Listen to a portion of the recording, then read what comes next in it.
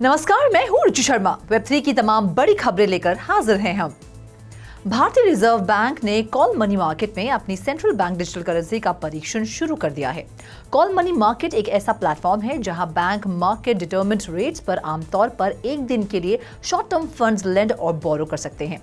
इस पायलट में भाग लेने वाले 9 बैंक्स गवर्नमेंट सिक्योरिटीज में सेकेंडरी मार्केट ट्रांजैक्शंस को सेटल करने के लिए 1 नवंबर 2022 को शुरू किए गए गवर्नमेंट सिक्योरिटीज के होलसेल पायलट का भी हिस्सा थे।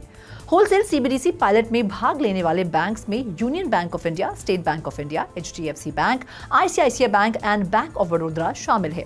सीबीडीसी पायलट का रिटेल वर्जन 1 दिसंबर 2022 को लॉन्च किया गया था। बढ़ते हैं अगली खबर की ओर। रिस्पॉन्सिबल हैकर के साथ सक्सेसफुल नेगोशिएशंस के बाद स्टार्स अरीना ने सिक्योरिटी एक्सप्लॉइट में खोए हुए 90% फंड्स वापस ले लिए हैं। अटैक की वजह से इसके स्मार्ट कॉन्ट्रैक्ट में लॉक्ड फंड्स नष्ट हो गए, जिसका अनुमान उस समय 266,104 एवैक्स कॉइंस या $2.9 मिलियन था। हैकर ने 27,610 एवैक्स के इनाम के बदले में 2 ट्रांजैक्शन में 239,493 एवैक्स लौटा दिए। स्टार्स अरीना फ्रेंड टेक का एक फोक्स्ड आइटरेशन एक ऐसा एप्लीकेशन है जो किसी व्यक्ति के चैट रूम तक पहुंच प्रदान करते हुए इन्फ्लुएंसर प्रोफाइल टोकन्स की खरीद या सेल्स की सुविधा प्रदान करता है। बाकी अहम खबरों के लिए करते हैं विशाखा का रुख। क्रिप्टो करेंसी एक्सचेंज डिकारत ने गुरुवार को कहा कि जापानी कंपनियों का एक ग्रुप क्लीन एनर्जी सर्टिफिकेट के ट्रांजैक्शन और सेटलमेंट के लिए जुलाई 2024 तक एक डिजिटल करेंसी जारी करेगा। डिकारत ने कहा कि जीएमओ अज़ोरा नेट बैंक येन बेस्ड डिजिटल करेंसी जारी करेगा, जिसे DCJPY कहा जाएगा, जिसका उपयोग telecommunication firm internet initiative Japan द्वारा क्लीन एनर्जी सर्टिफिकेट के सेटलमेंट के लिए किया जाएगा। डिकारत ने कहा कि DCJPY का ट्रांजैक्शन डिकारत द्वारा लॉन्च किए गए नेटवर्क का उपयोग करके किया जाएगा, जो कि स्टेबल कॉइन के विपरीत ब्लॉकचेन टेक्नोलॉजी के माध्यम से बैंक डिपॉजिट्स द्वारा समर्थित है।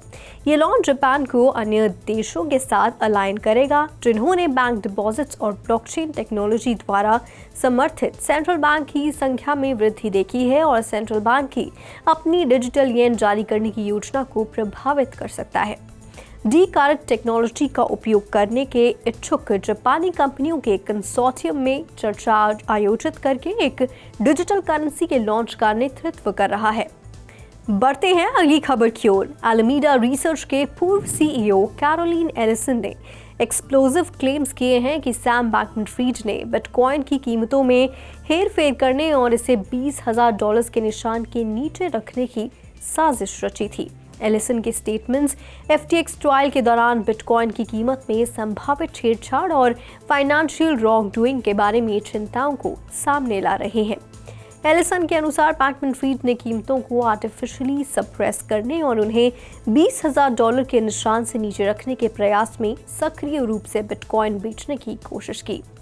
जाहिर है इन क्लेम्स ने क्रिप्टो इंडस्ट्री को झटका दिया है। एलिसन ने कहा कि बैंकमैन-फ्रीड ने एलामीडा रिसर्च को निर्देश दिया था कि अगर कीमत $20,000 से ऊपर चली जाती है तो BTC की सेलिंग जारी रखें। एलिसन ने दावा किया है कि यह बिटकॉइन के मूल्य को $20,000 से नीचे रखने का एक जानबूझकर किया गया प्रयास था। इंडस्ट्री एक्सपर्ट्स के अनुसार इस तरह के एलिज्ड मैनिपुलेशंस क्रिप्टो मार्केट्स की डायनामिक्स पर महत्वपूर्ण प्रभाव डाल सकते हैं। Over to you Roshni. Data provider CC data के अनुसार कॉइनबेस ने Q3 2022 के तिमाही रिकॉर्ड की तुलना में Q3 2023 के लिए अपने स्पॉट ट्रेडिंग वॉल्यूम में 52% की गिरावट देखी है। पिछले साल नास्डैक स्टॉक मार्केट में लिस्ट होने से पहले $76 बिलियन का रजिस्टर्ड ट्रेडिंग वॉल्यूम कॉइनबेस द्वारा दर्ज किया गया सबसे कम ट्रेडिंग वॉल्यूम है। गिरावट के बावजूद ये नोट किया गया कि कॉइनबेस ने पिछले तिमाही में मार्केट शेयर हासिल किया, क्योंकि competitor exchange Binance regulatory scrutiny के दायरे में आ गया। जबकि कुछ एक्सचेंजों ने वेबसाइट ट्रैफिक में गिरावट देखी। HTX, Gate.io, CoinW, XT.com और Bitmart ने ट्रैफिक YTD में उल्लेखनीय वृद्धि देखी। तो आज के लिए बस इतना ही। ऐसी वेब3 से जुड़ी खबरों के लिए देखते रहिए 3.TV। ऐसी और ज़्यादा अपडेट्स के लिए हमारी वेबसाइट www.3versetv.io पर लॉग ऑन करें या फिर स्कैन करें QR कोड। Thank you.